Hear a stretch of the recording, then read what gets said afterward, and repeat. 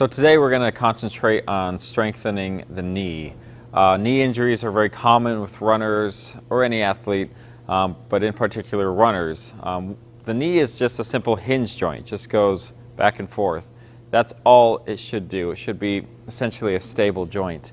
What happens is if we're lacking mobility in our hips or lacking strength in our hips or lacking strength in our ankles or mobility in our ankles, the knee has to compensate for that.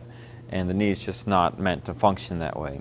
So it's important when we're working on the knee to work on the ankle stability and the glute stability. And we're going to go over some of those exercises today.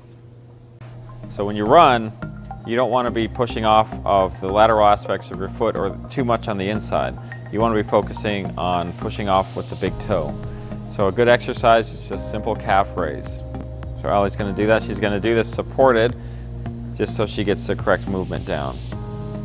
So she's going to feel all that weight into her big toe as she goes up to the top. If she starts to feel it on the side of her foot or too much on the inside of her foot, then she's going to make corrections so that she's only toeing off.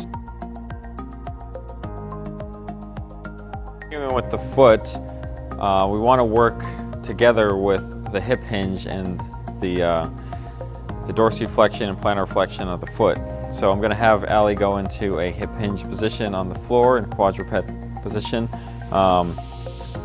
She's just going to hinge back and forth, keeping that low back as neutral as possible.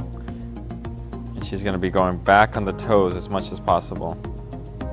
So we want to work on ankle dorsiflexion next. So if you're lacking in dorsiflexion, which is bringing the foot up, you're going to compensate by using the knee. So when you run, the knee's going to come out over the toes, and we don't want that. We want it to be nice and even over the foot as it lands.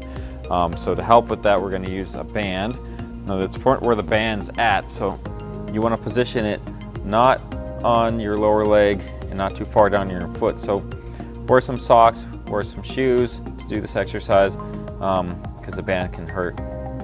So you want this band right about here, and Allie is just going to go back and forth without lifting her heel. She's going to try and translate forward as far as she can. If the heel starts to lift up, then she stops, and eventually she'll be able to go further and further.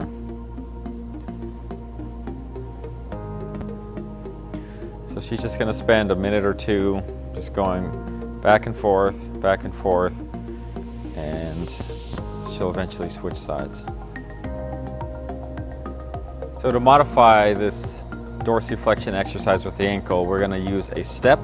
And the step is here to provide more downward translation. So same thing, we want the band right about midfoot, and Allie's going to glide back and forth. And the band is just, like I said, going to provide more downward force to help promote more dorsiflexion in the foot. So again, just spend like a minute or two doing this on each side. Don't lift the heel. If the heel starts to lift, then only go to that spot. So next we're going to work on intrinsic foot strengthening. And a simple way to do this is to stand on one leg. So I'm going to have Allie just stand on one leg and try and balance for as long as she can. And if this is easy, what we're going to do is take out proprioception. So I want her to close her eyes. And immediately she starts to wobble more and gets a little off balance. And now it's just her muscles in her feet working. So automatically you see how she puts her arms out, try and stabilize herself. So just kind of watch for those things and try and just stand as normally as possible. To make it a little more difficult, we're going to add in some sort of unstable surface. So you can use a Bosu ball, or you can stand on your bed or a pillow or something padded like this. So I'm going to have Allie step on that, and she's going to try and stand on one leg, eyes open. And what this does is it causes the foot to have to work a little harder to stay on one foot. And then she could always close her eyes with this as well to make it a little tougher, provide an uneven surface. To make it a little tougher and have her open her eyes. I'm going to hand her a kettlebell. So she's going to hold it, and then she's going to switch it to the opposite side. Try and hold that. If that's easy, then she can just try and switch it back and forth. And you can see how automatically it makes her work much harder.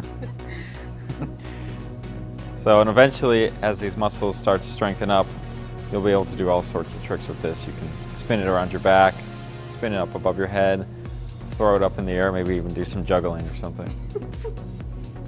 So now I'm going to have Allie do some foot drills.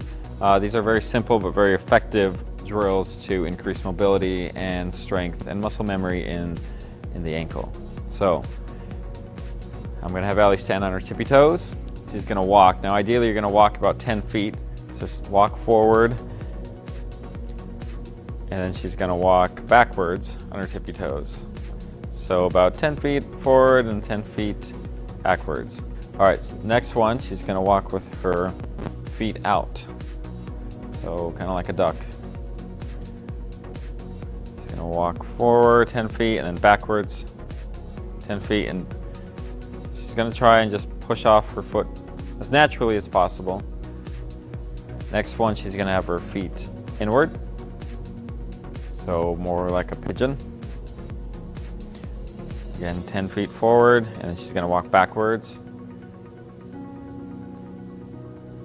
Try and get in, rotate her feet inward as much as possible. Next, she's going to walk on the sides of her feet. So 10 feet forward and 10 feet backwards, all on the side of her foot.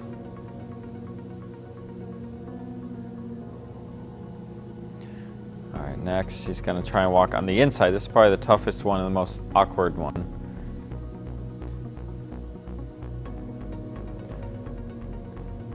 So 10 feet forward, 10 feet backward. And ideally you want to do this on a surface that is soft, so like grass or a carpet. And you want to do it without shoes on to try and gain as much mobility as possible. So thanks for watching. If you want more information or to look up any more cool videos we have, look us up on Instagram at Arlington Pain and Rehab. Look us up online at arlingtonpainandrehab.com. or subscribe to our YouTube channel.